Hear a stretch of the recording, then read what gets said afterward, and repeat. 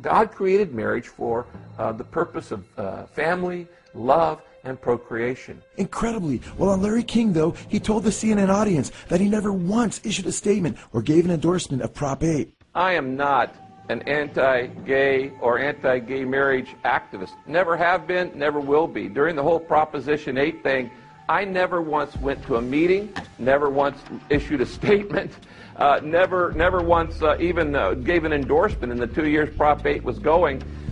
So I urge you to support Proposition 8 and pass that word on. I'm going to be sending out a note to pastors on what I believe about this, but everybody knows what I believe about it, and they heard me at the Civil Forum when I asked both Obama and McCain on their views.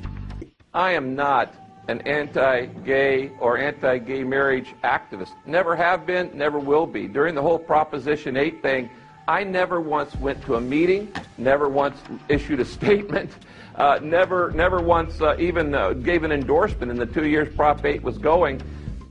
Have you read the Reveal study, and what is your take on the whole thing, Reveal, Willow Creek? Of course I've read the Reveal study. The biggest mistake that churches make is we think that sermons will produce spiritual maturity. They will not. Bill Hybels is one of the greatest preachers in history. They forget 95% of what they hear within 72 hours. Well, if you're forgetting 95% of everything you've heard in your lifetime, that is not going to produce spiritual maturity. We can't give pat answers anymore. People say, well, if you just pray and love people and preach the word, your church will grow. That's just not true. Somebody needs to stand up. I know a lot of guys who pray more than I do and their church is dying. It takes more than prayer to grow a church. Ecclesiastes 10:10 says, if the axe is dull and its edge is unsharpened, more strength is needed, but skill will give success. Skill. It doesn't say dedication will give success. It doesn't say sincerity will give success. It doesn't say preaching the word and loving people will give success. It says skill. Did you know that God smiles when you be you?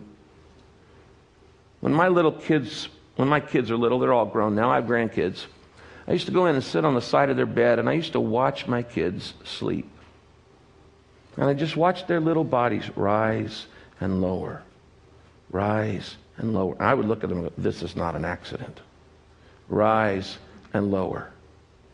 And I got joy out of just watching them sleep. Some people have the misguided idea that God only gets excited when you're doing, quote, spiritual things like going to church or helping the poor or, confessing or doing something like that. The bottom line is God gets pleasure watching you be you. Why? He made you.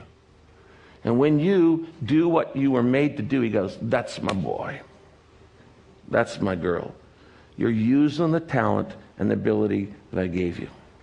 The best way to waste your pulpit is to preach your own thoughts instead of preaching God's thoughts. I think pastors are fascinated by trends and fascinated by what the latest sociologists and latest psychologists and latest advertising scheme and latest computer and latest media are saying, and they think that'll be interesting. It is interesting, but it's what people can find out anywhere. What people won't find out anywhere else except in the pulpit is, what does God have to say?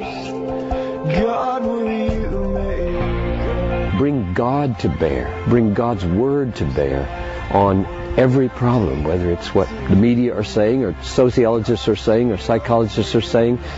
Being radically Bible saturated, not just Bible based, like I'm going to stand on the Bible and talk about other things, but being saturated with the Bible, explaining the Bible. The Bible really is not only wonderfully insightful, it is interesting. It's radically interesting. It blows your mind. If you take every sentence seriously and dig deep into the Bible, you'll find things that will simply boggle your mind, interest your people, change their lives, knock their ideas cuckoo. It's amazing what the Bible is. And I don't know why pastors, many of them anyway, seem to find the Bible boring or unhelpful, or they just want to go there a little bit and then go somewhere else to interest the people.